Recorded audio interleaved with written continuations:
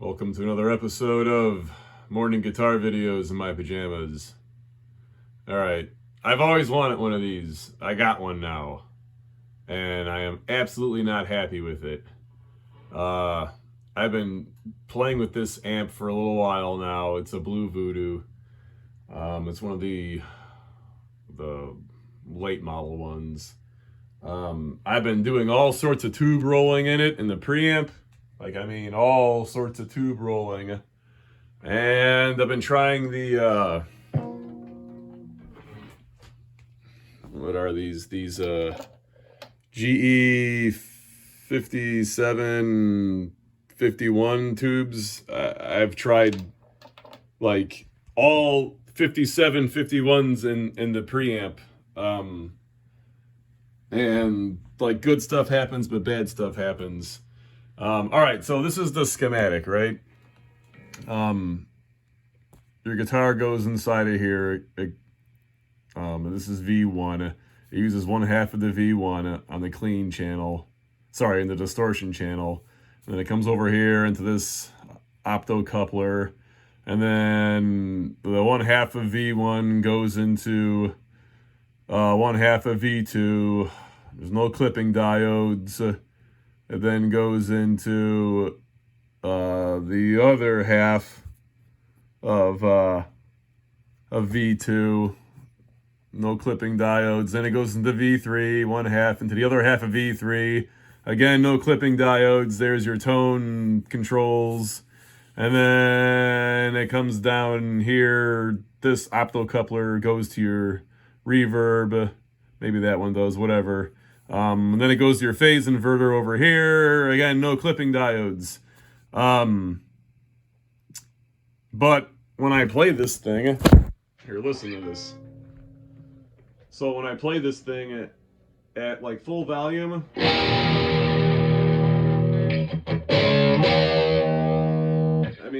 it sounds all right, but I can hear these, like, you can hear this diode clipping, right? This is what the gain really low, right? As I turn my guitar volume down to the point where the signal cleans up, which is like barely, volume all the way off, it doesn't sound good. It has like no dynamics, and you can hear the diode clipping. All right, let me turn the gain up now on the amplifier with the guitar volume really low. You can really hear it bad. So here's like the volume all the way off in the guitar. I just cracked the volume open.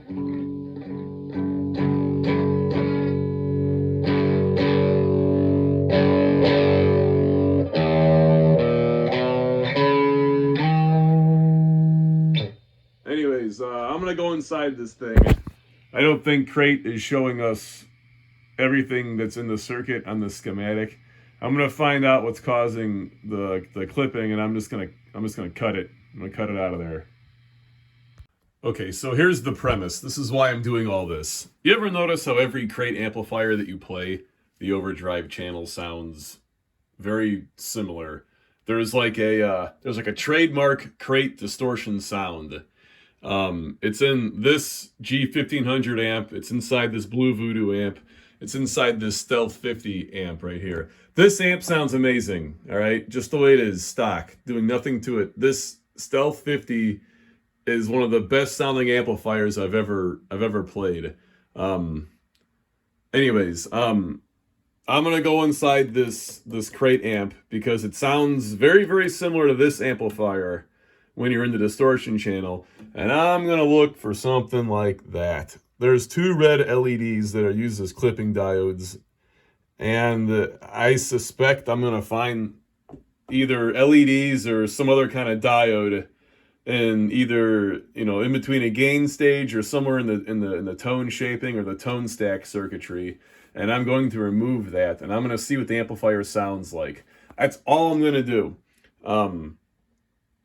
And I will, if it works out, I'll show you where it's at, and I'll show you how to do this. All right, I got the amp apart, and there are no clipping diodes. Regardless of me not liking the sound, I noticed that there was a problem.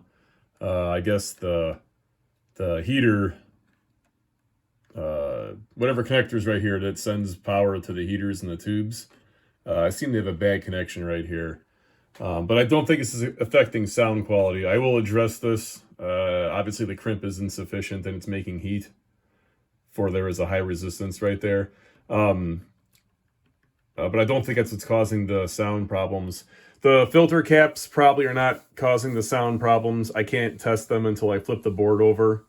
Before I do that, I'm going to check the bias to make sure the bias isn't too cold or way too high.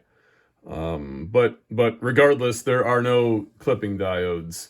Before I talk about anything further, let's go back in time a little bit. This is for my sake and for yours, so this video makes sense. So the best tubes that I found that worked with this amp, without changing anything else, was 5751 and V1. Like this is V1, V2, V3, V4. This is your phase inverter. All right, so the best combination of tubes I found were the 5751 here, a normal 12AX7, in this particular case, General Electric old 50s tube with tall gray plates worked the best. 5751 for V3, 5751 for the phase inverter. Why did I like that? Well, it took away the harsh, bright sounds that I didn't like. I was able to turn the gain all the way up and the presence halfway up, and it still sounded okay. Why is that? Well, the 5751 has 70% of the gain of a 12AX7 with the same current draw. This is super important. That means it's not going to run one part of your amp hot or cold, and it's not going to screw with voltages and currents downstream if various tubes are sharing. Let's say all these tubes are on one circuit for like the heaters or I don't know, plate voltage or whatever, and then you put a goofy tube in here that draws more or less current. It's going to affect everything downstream. So anyways, the 5751 is a good way to cheat and get less gain out of a high gain amp without screwing with things. A lesson learned that was very important was this amp sounded great with single coil pickups. At the beginning of the video, you heard me messing around with the guitar with humbuckers. But when I had these preamp tubes in this configuration, this thing sounded amazing with a single coil guitar. I could turn the guitar volume down maybe 3/4 of the way to 7/8 of the way, and it totally cleaned up. And it sounded good. It didn't have that edgy clipping sound that I was mentioning earlier. But the moment I put a humbucker guitar there, all bets are off. This thing just instantly clipped. So what I'm gonna do is I'm going to. All right. So here's what I did and modified. Before I talk, there are various. There's 3 pages that show the preamp in 3 different configurations on the schematic that I found online. So you might not have the same values for these components that I was messing with. Therefore, where you see like a T equals, I wrote down what measured resistance I have on the amp that I've modified. That way, if let's say you don't have a 2.7K resistor right here, you have something else. At least you'll know using math, how to get to the ultimate resistance of 1.7K. So as I'm going through that, keep that in mind. Okay, so anyways, sorry. Yet again, your guitar signal comes into here and it goes into 1/2 of V1. V1, I kept a 12AX7. It then goes into an optocoupler and it goes into the overdrive channel, and it goes into 1/2 of V2, In this case, I kept the 12AX7 again. After it leaves this 1/2 of V2 through this coupling cap and this grid stop resistor, what I have done is I've placed a capacitor in parallel with that grid stop resistor. It's a 0.0022 microfarad or a 2.2 nanofarad polypropylene capacitor. Polarity doesn't matter. It's on a toggle switch, so I can toggle it in and out of the amplifier. But again, this is our bright cap.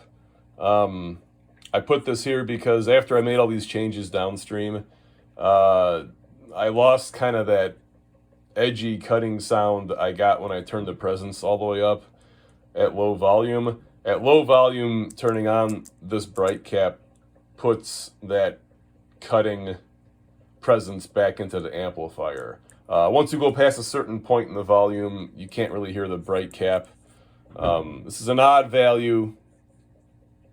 This is an odd value for the capacitor, but it works the same as other bright caps I've seen in other amplifiers.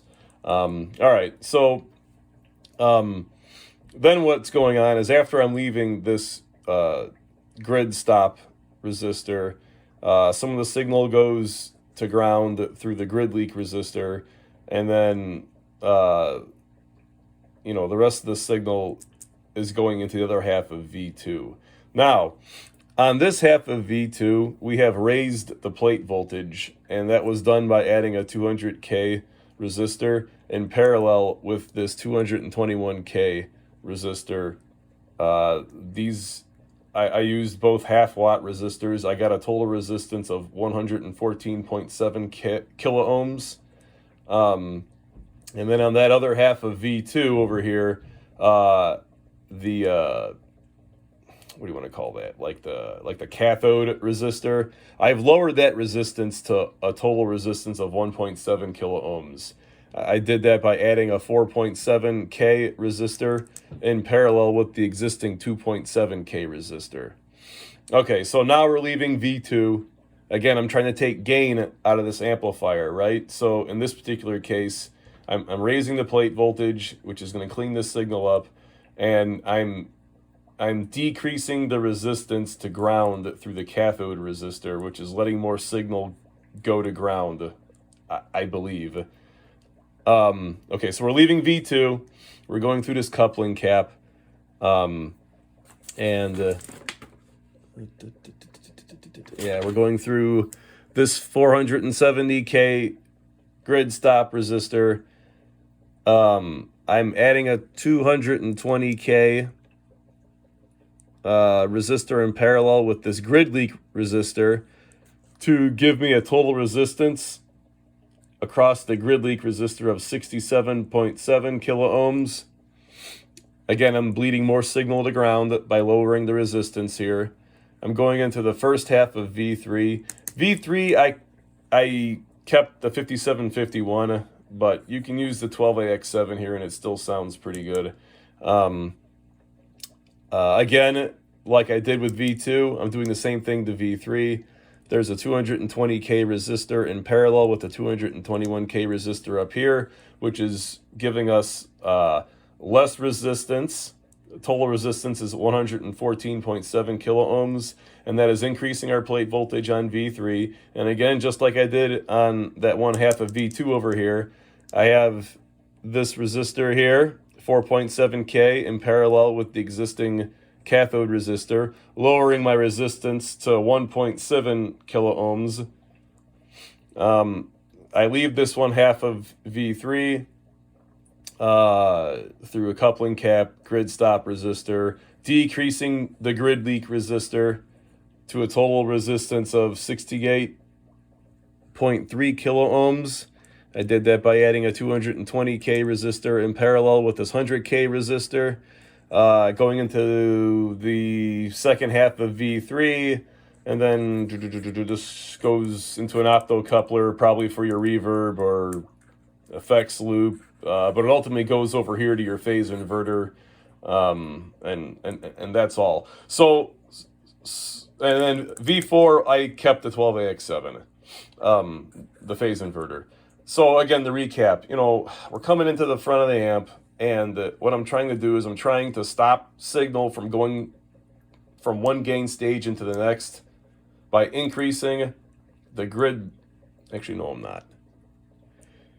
We're coming into the front of the amp, and then in between gain stages, what I'm trying to do is I'm trying to bleed more signal to ground by decreasing the cathode resistance and by decreasing the grid leak resistance, and then increasing the plate voltages on a couple of these tubes, again, that kind of help clean things up and take the gain away from the amplifier.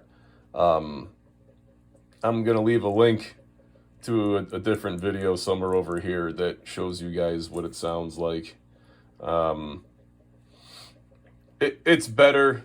It's not a super dynamic amp. The dynamics are a little bit better, and the amp doesn't get fizzy anymore when you turn the gain and the presence all the way up. It doesn't get all bitey and ugly sounding. If you want to hear what it sounds like, again, click on one of those links over here. I know this video is kind of long, sorry, but I'm trying to show you guys the struggle that I went through to try and make this amp sound a lot better. And I hate how these amps get like a bad rap. Everything in here is like good quality, and they're really good components. And if you mess with it a little bit, like I'm trying to show you guys how to do here, you know, these amplifiers are really, really good. Yeah, they don't come that way from the factory, and I don't know why. You know, but you know, now this amp suits the type of music that I play better. And again, don't forget, like, this amp left alone, without changing any of this stuff, this amp left alone, like, worked really, really good with single coil pickups. There's a couple videos of guys out there that are like showcasing the Blue Voodoo amps, and they're using either a Telecaster or a Strat, and it sounds really nice. And the amp cleans up pretty good when they roll the volume back. Again, it didn't happen with the humbucker guitar. It still doesn't happen very well with the humbucker guitar after I've done this. But again, I'm just trying to make sure that you guys understand that when you're looking at other YouTube videos and you're like, oh, that Blue Voodoo amp sounds really nice in that video, and then you go buy it like I did, and then you bring it home and it sounds like total poop.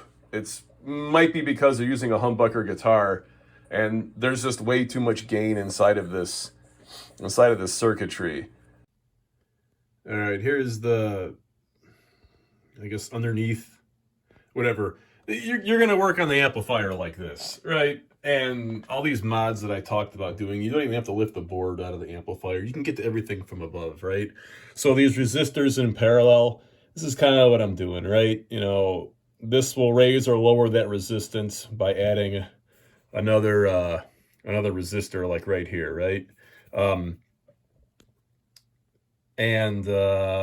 After you're all done with this and you're happy with the way it sounds, play with things, for God's sakes. You know, this is what I ended up doing, right? So the guy from AJ Multimedia, you know, he was doing things his way. This is how I ended up doing things, you know, my own way, after I took his advice, which was good advice. Actually, to be honest with you, that dude's super cool. He ended up like telling me like what to do, like, for free, and I just, you know, kind of like gave him some money to say thank you.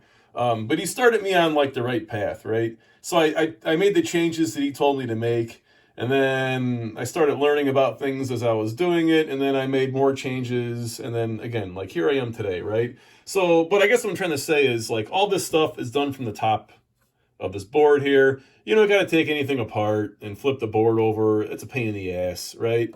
When you're all done and you're happy with it, you got to like stake everything down so it doesn't vibrate, break loose, and cause trouble. So that's kind of what all this like red crap is all over the amplifier. It's to help give it some longevity.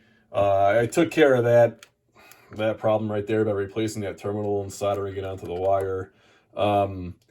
Yeah, and I got, you know, I put like a legit jack here, a legit jack here, instead of those cornball plastic pieces of shit that always like break. And